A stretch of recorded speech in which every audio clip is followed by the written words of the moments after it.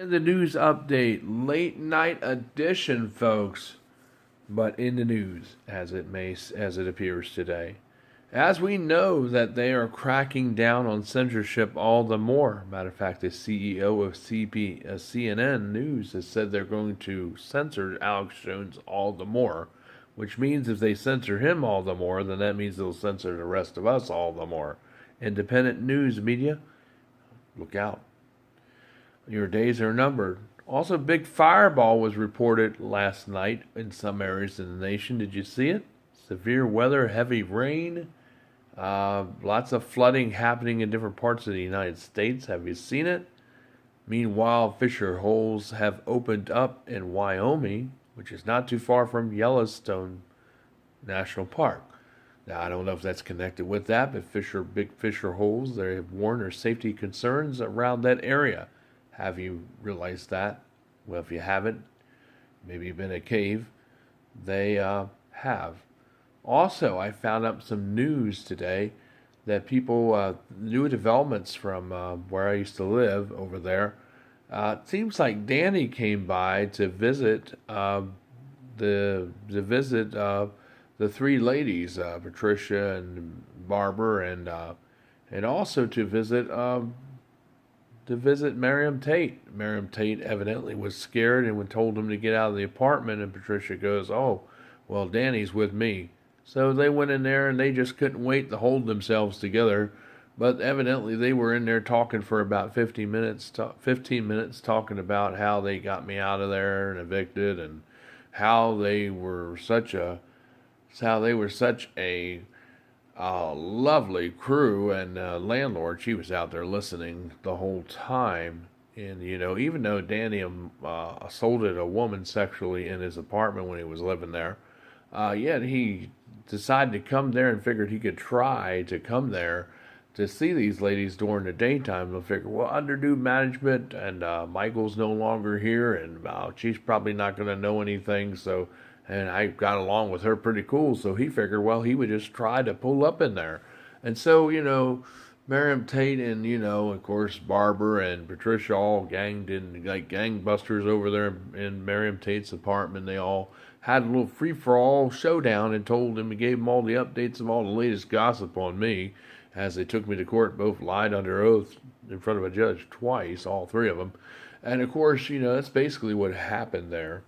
And of course, he was given there, and the landlord come there and knocked on the door about 15 minutes after they were in the school, and they're laughing and carrying on, and told Danny to leave, and he took off really fast. He was out of there, and he was out of there. That was pretty interesting developments, though. But that's basically what's happened there, and that was like 3 weeks ago, 2 or 3 weeks ago, according to sources there. Otherwise, everything else is quiet there so far as I know.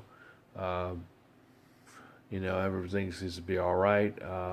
I guess I hope that Patricia feels better from going into the hospital. I don't know what happened to her. She got sick or something. I hope she's okay, but she's on the prayer list. Also, my stepdad tried to commit suicide the night before last. I won't say last night, but the night before last. I guess it would be Wednesday night. So I want you to keep him in your prayers, because the problem is that they got weird laws in the state of North Carolina, and they want to go in there and try to remove the firearms before he gets out of the hospital. But the question is, the weird laws, the way they are in this country, godforsaken country, or in the state, it's like in a different country, you can't go in there unless it's one of his family members, and they can enter the home and remove the weapons. But because he won't allow anybody from my mother's side to go in, from my mom's side to go in there. Now, they're still married. But the funny thing, the law, the way they work, they won't allow him to go in there. So a friend of mine said, well, maybe you could, when he's getting out, you could call social services and report and say you want to be kept anonymous, and tell him that so-and-so has guns in there and that he's a risk and he tried to kill himself 4 nights ago or so, or whenever he gets out, and say that he's got guns in there and you would like to have them removed from his apartment so he don't try to be a danger to anyone or to himself. And because they did try to do it one time, you might be able to do it that way, is by calling social services, and that would be able to get the weapons moved out of the home. That may be one thing they could do, and the police could go over there and actually go in there and remove the guns out of there, um, you know, while this is going on, so, until he gets stable. And then they would, I don't know if they would keep the guns as evidence, or seize them, or if they would give them back to him after a certain amount of time. Now, if a family member went in there, but the laws are different here in North Carolina, the family member went in there, they could remove them, then they could give them back later on. But if police go in there, I don't know if you would get them back. But that's pretty much how the laws are here. So if anybody has any ideas on that, we would like to know. But anyway, keep Stewart on your on our prayer list, because it was rather weird. He was sending pictures to my mother of a bottle and of a Bear aspirin bottle, and also a bottle of rum. And he said that, I don't know if he knew about the flowers that my mom had on her leg.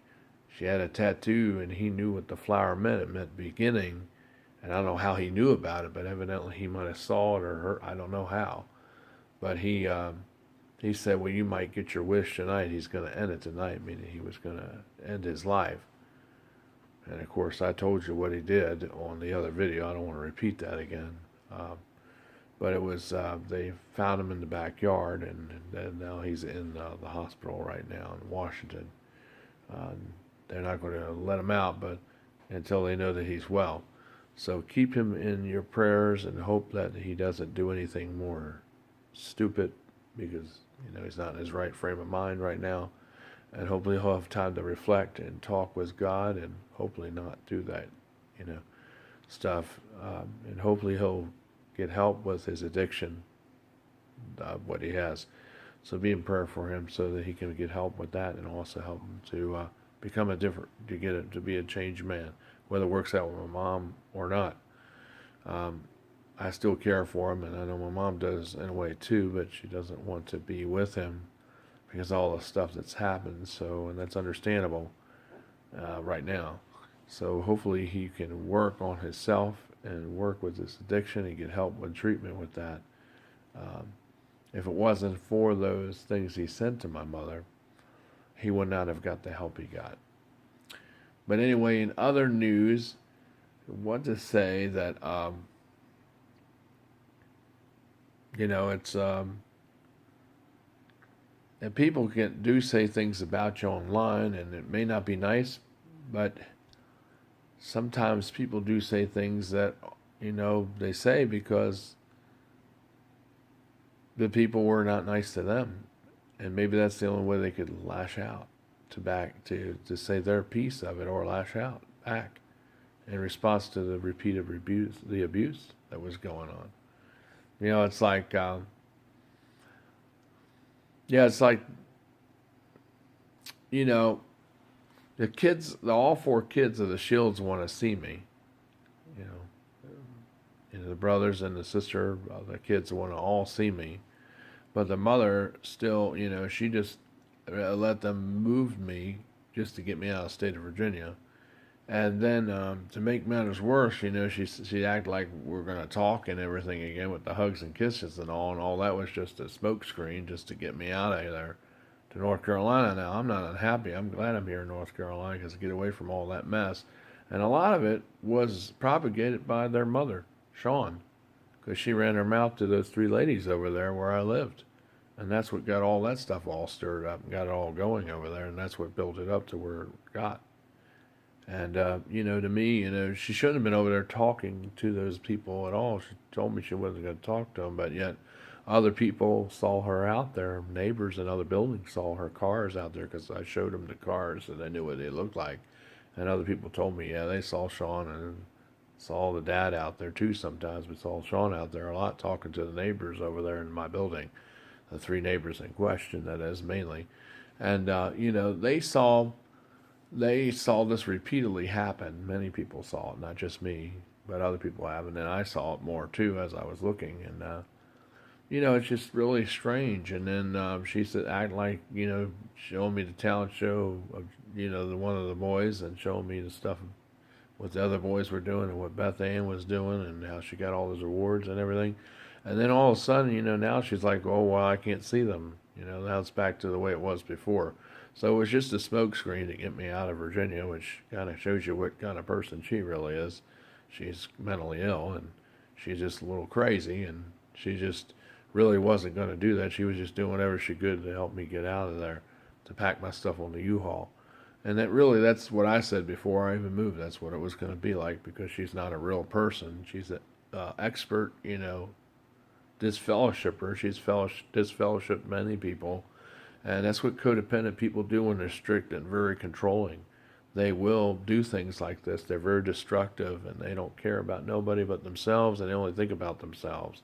And yet they don't like conflict, they say, but then they do things that are not what stops conflict. That ends up causing more conflict, because they're the ones that are over gossiping.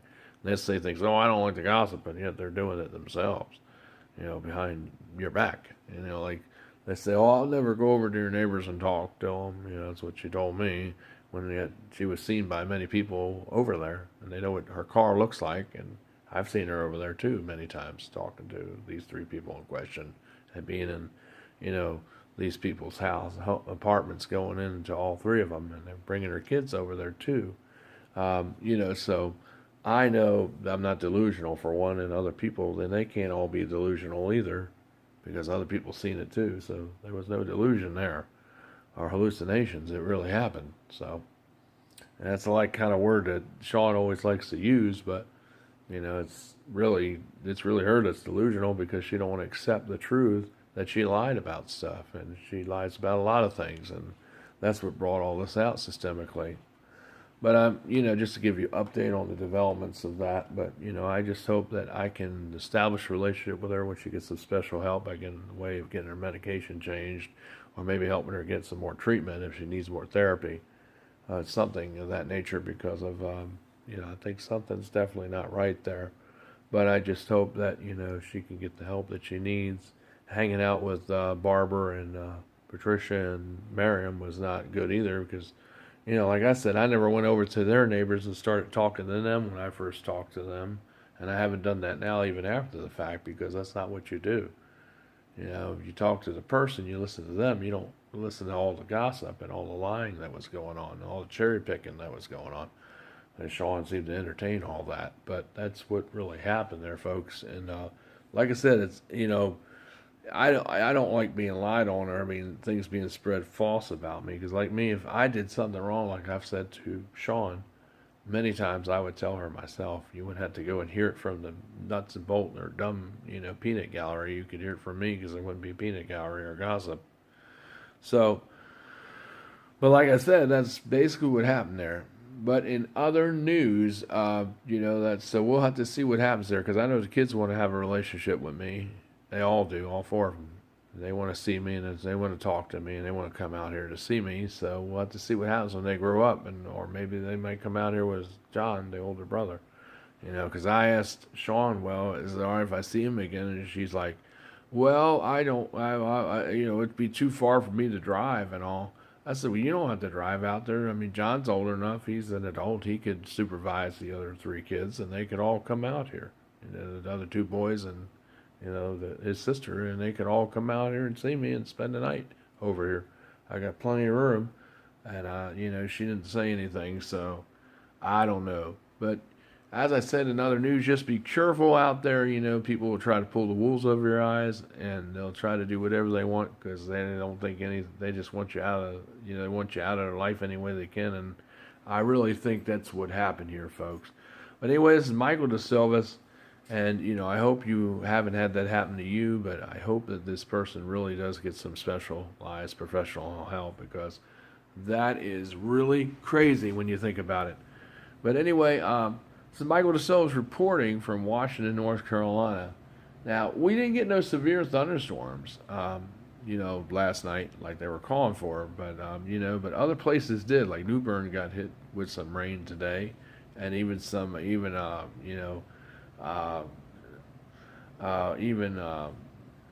Greenville got hit with some thunderstorms too last night, but we didn't get anything here, and Jamesville did too. the night before. So, but anyway, just you know, keep us in our prayers and keep Stewart in your prayers, and please subscribe down below. It's so important to subscribe and share this far and wide. In the news update, be careful of people that use you and accuse you of stuff and lie on you, because there's a lot of liars out here, especially when they're in denial and delusional because they don't want to admit or accept the truth. Because people that are like that will often do those things like that. So be aware of these false prophets and teachers out here that are lying to you, and they're so crafty with their lying, and they can put on acts, and try to fool people, even some professionals.